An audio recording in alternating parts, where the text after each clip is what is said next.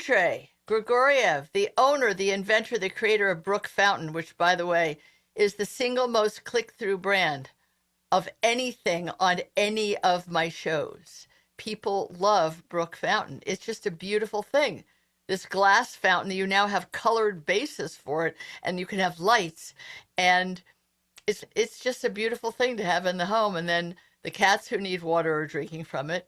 And soon my sister's two little Brussels Griffins will be drinking from it, and I'll get you pictures of that. Because little dogs love it as well, right? Absolutely. Yeah, good to be with you, Tracy. Yeah, and thanks very much. Yeah, I'm glad it's resonating. Yeah, we have a Yeah, lot of big things coming up, including the color base. We haven't announced them formally yet. that's all right. You're I'm gonna be just getting the teasing it. previews. Yeah, the listeners can know if you already have one, you can get one for another room instead of it just Hmm. being all clear glass, which is lovely. It can be colored glass. But Andre, the reason I asked you to come back on the show is because of your adopted cat, Vincent, who was a dyed-in-the-wool hardcore kitty crack addict. He only wanted to eat dry food. And after we discussed both on the air and off the air, what could we do? Because he's also a timid guy who was just getting used to having a home and people who loved him. You didn't want to stress him further by not giving him something he could relate to.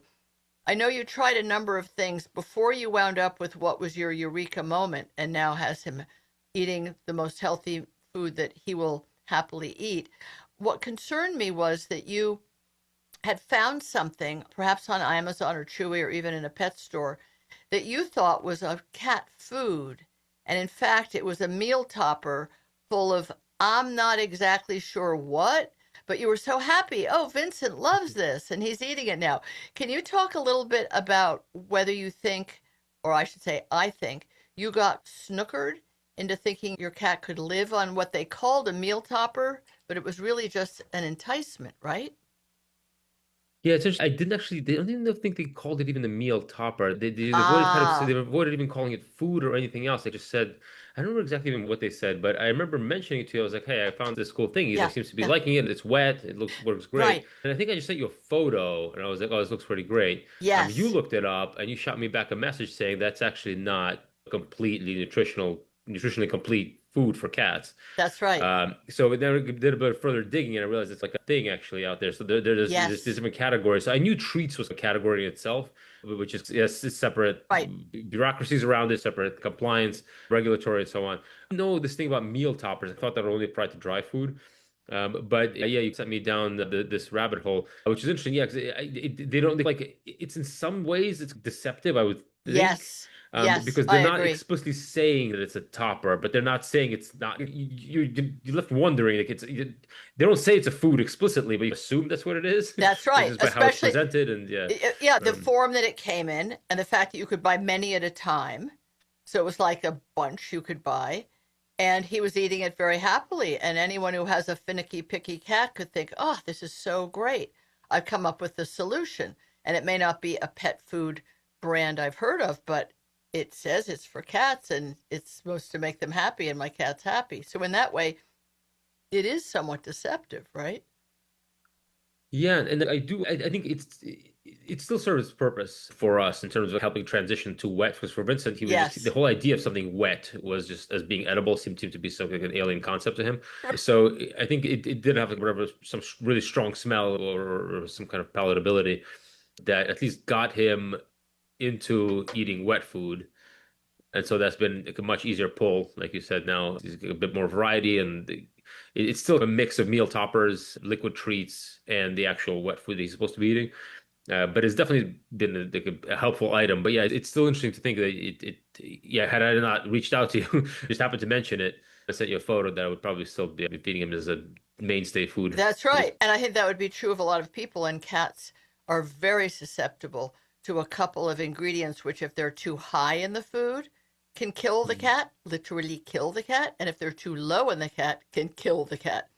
Taurine, Mhm. and there's some vitamin D's and others. So it really is really seriously important that it be balanced and, as you said, compliant with the rules and regs. But the meal toppers that are supposed to be enticements, which some cats, and in the case of dogs, really need or they won't eat, or it just makes the Mhm. people happy to think, oh, I'm putting icing on this cake, so to speak. They will Mhm. say on them, this is not intended as a main food. the ones that are legit, if you will, and really Hmm. do only intend to be icing on the cake, they say on them, this is not for full-time feeding. So Hmm. that's an important distinction to see. But one of the things that was really fortunate was that you tried the CleanProtein dry food from Dr. Elsie, which is the only one I recommend to anyone because of the way it's made and what it's made of, which is appropriate for a cat's natural diet if they were quote unquote out in the wild. And he would eat that, right? He did, yeah, he did. He's great. Yeah, I really appreciate you sending me a box because I actually had prior to being a podcast guest, I had no idea about this brand myself. But it's yeah, he likes both the wet food. Again, it seems to be some days he's hungrier than others. Yes. And still finding the right balance with the meal topper and that. But he likes the dry kibble as well from there, which at least is an improvement from whatever he was eating before, which it must be like cat equivalent of French fries. Exactly. Yeah, McDonald's. But he's eating the CleanProtein wet food now. He is, yeah, yep. Because in the Um, beginning, you could not get him to consider it, which is something a lot of people live through. They get what Tracy says. This is like the really good one made of prey appropriate food. The cat won't eat it. It's frustrating, which means there is a place for those enticements, the toppers. I don't know what the point is of the toppers for dogs. I've always thought it was to take care of people's guilt, that all they're feeding hmm people to their dog people is one scoop of dry kibble, same kibble hmm every day, hmm nothing that really requires real digestive activity or hmm excitement or interest. It's just the same old. The meal toppers in cats are either because it amuses people or they have money to throw out the window, no offense, but, or in the case of Vincent, there's no other way. You find the right meal topper and you feel like, finally, right? Yeah, I think yeah, for sure, at the very least, it's helpful in the transition. Yeah, just yeah, acclimating him to the wet. And if there's something in there that at least gives him enough palatability that he'll just scarf down the rest of it, whatever's underneath, Yes, then I guess yes, it does the trick. Yeah. definitely. Yeah, and it does. I think at some level it does provide moisture. It's Oh, clearly a yeah. lot of moisture in it. Yeah. Yeah, so even though it's not nutritionally complete, which they should really just be very upfront about, I think it would not necessarily detract from their sales or anything else. Honestly, in the advertising is always the best way to go. I think it'll all work out in the end. But it does seem to provide at least that layer of hydration. But if you're Yeah. feeding a good canned wet food like CleanProtein or any of the other really nice top flight brands, you're giving them all the moisture they need from it. And then, of course, he lives in the home of the inventor of Brook Fountain. So if he's ever a little thirsty, or he might just drink for the fun of it, in which case he's getting hydration he didn't desperately need, but it doesn't hoit, as they say. Could be It's good definitely for his fortunate in kidneys. that regard. Yeah. Yeah, he never lacks for a nice, clean, filtered brook fountain water bubbling around his house. If people are listening and thinking, but why haven't you said the name of this naughty meal topper? Because there's no need to do that. I'm sure they're not alone in having marketed themselves as your cat will love this and not selling it in a little squeezy tube, but in something that looks like cat food. So it's not a question of saying, oh, we want to call out this one bad brand and have you avoid it. It's more stop and do a wee bit of your own looking, not even deep dive research like you do, Mhm. Andre. Just look, does it say this is complete and balanced for an adult cat? If it doesn't say Yeah. that, it isn't. Yeah, I completely agree with you. I think it's not about calling out the brand, but really educating people, myself to be reasonably well-informed cat owner, on par with the rest. I would imagine maybe more in some regards. I didn't know about this. This caught me completely off guard. So I think it's not about the brand. It's about being aware that this is a thing. Yes. And yeah, just always be on the lookout. There's certain keywords that sort of that trigger there's sort of like different regulation categories. So if it says Yeah. cat food, then that qualifies as cat food. So this is something like I noticed in the listings, and they didn't say anywhere cat food or there's certain keywords, but just everything around it is just you assume, of course, it goes unsaid, right? It's like going to a restaurant, seeing a steak, potatoes, and saying, "Oh, this is human food," right? You don't need to say that, right? But then finding out that it's something else entirely, right? Yes. Uh, In fact, to be honest, I had not come across this kind of murky gray area cat ingredient until you sent it. And I was like, that's weird. That doesn't seem to be food. But I didn't realize there was this whole dark cat web secrecy food group of companies making something from, I don't know, I guess okay ingredients, but certainly not balanced and complete for a cat's welfare. And They're just skating along. Are they intending to deceive? I can't say they're not, because otherwise it would say on it, this is not food. This is fun. It's be like selling, I don't know, popcorn and saying baby food. But babies shouldn't even eat popcorn. And if they did, it isn't a complete baby food. It isn't good for your baby's lifetime wellness, right? No, it's completely right. It's funny. I used to be quite a long time. I used to be vegan, and there was a big debate in the vegan community about whether or not something like an oat milk or an almond milk should be allowed to be called milk. And That's right. I was always on the side of the debate. It should be. It's just the industry's trying to co-opt that term and make it their own. We actually had friends of ours, acquaintances, I guess, did not quite understand the nutritional distinction between those two things, between an oat milk and the Oh, milk. And they ended up from pretty much from infancy feeding their child, their first child, oat milk. oh my God. And it created a massive nutritional deficiency, and they did not. They was just they're just like, okay, it's milk. Milk is just milk.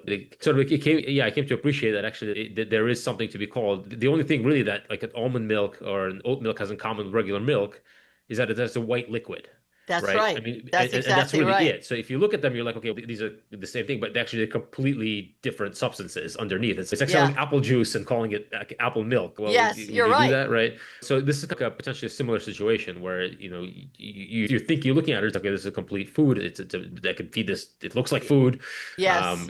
but underneath, like if you look a bit under the hood, like, nutritionally, it's not equivalent. I'm really I don't glad know. we had a chance to talk about it and to bring it up so other people are aware. As far as those nut milks in Europe, they have to spell it with a Y, not an I. Yeah, So, I think oh, in the US, I think quite a few companies are doing that as well. Yeah. but in Europe, it's because Europe is much more severe about They're food strict, yeah. No, rules. and I think that makes sense. I really do think it makes sense. Again, like I used to be, my knee-jerk reaction was to be against this idea, but now looking at it in hindsight, with a bit of experience, I think that is the correct approach. Yeah, otherwise you can just deceive people. Yeah. You know, And then their baby gets sick, or they think they're taking in a certain exactly. amount of protein, and it's really just boiled almonds and sugar or something. I don't know how they actually make it. I use almond milk sometimes, but I'm well I aware. do too. I'm actually, I still, yeah, still from my from vegan days, I actually don't like dairy milk anymore. I lost all taste for it. So almond milk's my jam. But yeah, but it is just ground up almonds. That's really what it is. It's very finely powdered ground up almonds mixed with water, which is Sugar, fine. It's great, but it's not something you feed to an infant and expect them to be healthy. right. So Or the protein content isn't what you expect. I really appreciate you talking about it. I appreciate the lengths you went to, not only to get Vincent comfortable being a house cat, but making sure that he could eat well and enjoy what he was eating. And you could think, oh, phew, good. Maybe I'll get to have that 21-year-old cat that I've seen hmm in the charts in the cat Bible right, say right. that cat could live to 21 if he eats right and doesn't live outside where he can get killed by the various things that kill outdoor cats.